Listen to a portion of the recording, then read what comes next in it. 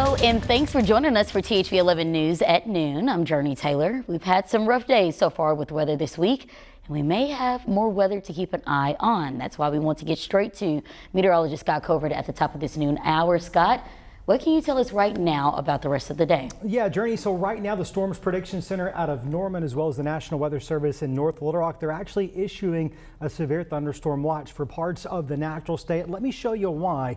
Here's what's happening. There's a system moving out of northeastern Oklahoma. It's going to be moving through west Arkansas, north central, and even parts of the metro could see rain and thunder.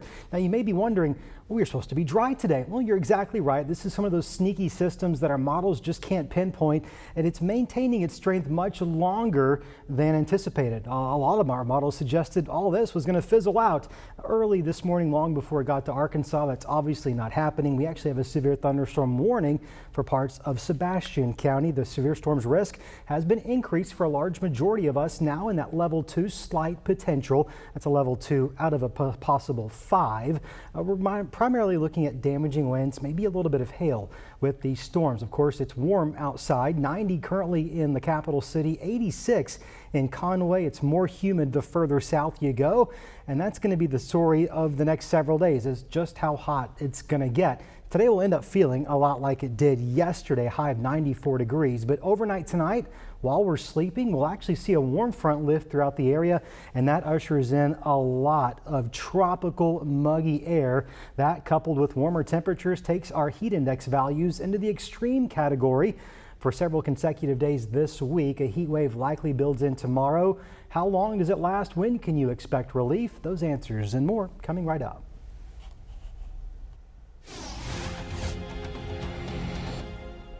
Well, we go now to continuing coverage of Sunday night's storm damage. Here are the big 3 things you need to know. First, the power outages. More than 36,000 Arkansans across the state right now are without power. More on restoration estimates in just a couple minutes. But also, second, cleanup continues in Carlisle, where a fallen tree killed a mother and her adult son. A third person was also in the home at the time, but they're okay. It was the only deaths reported in Arkansas from the storms on Sunday night.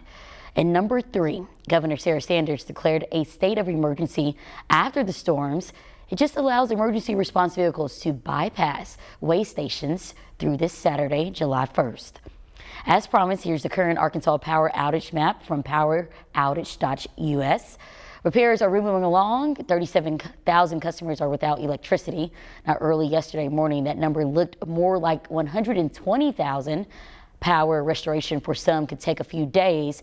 Now, according to a press release from Entergy, they've had crews working nonstop in up to 10 cities to see restoration today, including Searcy, Pine Bluff, and Warren. However, that will be a little bit longer for others. The estimated time for Jacksonville right now is Thursday at noon, and that's definitely tough to hear as we continue to get hotter this week. Now, more than anything, we want you to know that we're here with you today, keeping you safe and keeping you informed. If you haven't already downloaded the THV 11 app, now is a great time to do so. It is in your app store, and thousands of people streamed our live coverage when they lost power. Our app can help you too by enabling alerts to be notified of severe weather warnings for your location. Now, going without no air conditioning right now is a dangerous concern, with temperatures getting even hotter over the next few days. That's why several communities have cooling centers that remain open again today. They include Cabot, Carlisle, Conway, Hot Springs, Jacksonville, Little Rock, North Little Rock, and Sherwood. We have details on locations and when they'll be open on our website, that is thv11.com. Another piece of Sunday's storm aftermath is impacting the July 4th holiday, with several fireworks stands dealing with major losses to their products. The tents were no match for the strong wind and rain, which destroyed thousands of dollars worth of products. Now, it's terrible timing right before the 4th of July holiday, and the holiday makes up a big chunk of their yearly revenue. THV 11's Ashley Godwin found some owners are faring better than others. And it looked as if it was going to go to the east from here, but it did not. Cleet Judkins has been selling fireworks for almost 30 years. All of that stuff that you see on the back line are multi-shots. They're probably all going to be junk. It's an investment that can come with a gamble. I've experienced losses not this drastic. After Sunday night's storms, winds destroyed his tent and damaged many of his fireworks. If that first tube is wet, oh man, it's really bending right there. then what will happen is it may blow out and cause damage. Oh wow. Well, in this particular tent, probably $75,000 retail. And over on the other side of town at Holland Bottom. We'd seen the storm coming, so we took tarps and had everything tarped except what was on the tables. About 10% of their fireworks gone, but they bought more inventory this year to prepare for more customers. Give us another 24 to 48 hours and we'll be cranked back up. We ain't got power in this building yet. Cleet was hoping a couple more good years of selling fireworks would let him downsize enough and pay off some debt. Now he's looking 3 years down the road for that to happen. So I guess I'm going to work until I'm 80. Man, that's tough to hear. Well, developing now, the entire town of Helena, West Helena, and eastern Arkansas is without water, and it could be as late as this weekend before it is restored.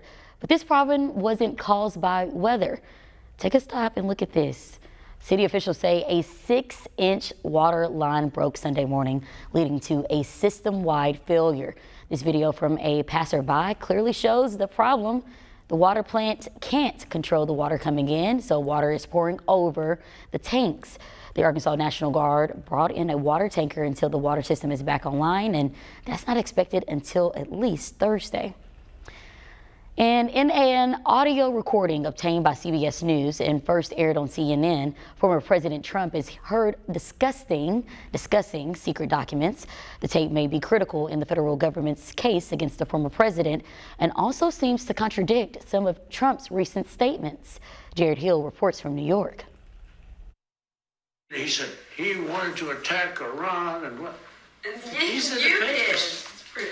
This was done by the military, given to me. A 2-minute recording of Donald Trump could prove to be key evidence in Special Counsel Jack Smith's indictment of the former president over alleged mishandling of classified documents. According to the indictment, the recording from 2021 captured a conversation Trump had at his New Jersey golf club with a book writer, a publisher, and 2 staffers, none of whom possessed a security clearance. Let's see here.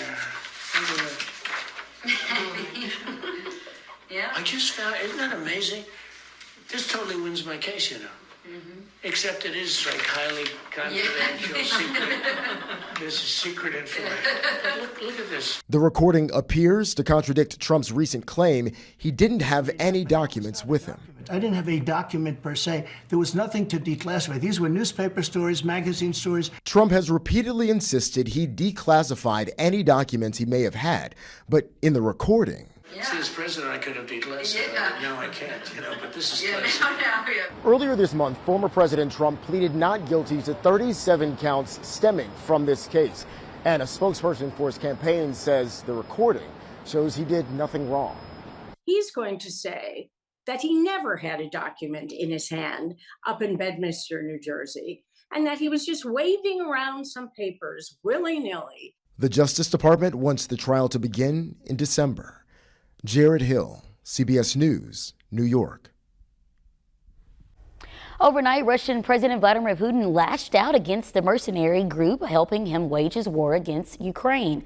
Without referring directly to the group's leader, Putin called those leading the short-lived rebellion traitors to Russia. During the unrest, troops marched toward Moscow before turning back. And the 23-year-old suspect in Colorado's Club Q shooting last November gets life in prison for killing 5 people. 5 people died and nearly 24 others were hurt before bar employees and patrons tackled and disarmed the shooter.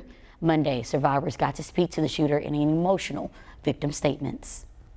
And I hope he thinks about those words for the rest of his life, and he spends that time not forgetting the damage that he's done to a whole community and the holes that he's left in the hearts of so many people.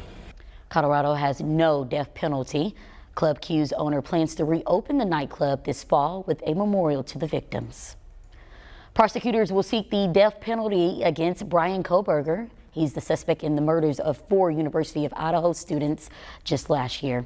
Prosecutors say he exhibited, quote, utter disregard for human life, end quote. But defense attorneys argue there is no connection between him and the victims. Koberger, a 28-year-old former PhD student, is expected to appear in court today.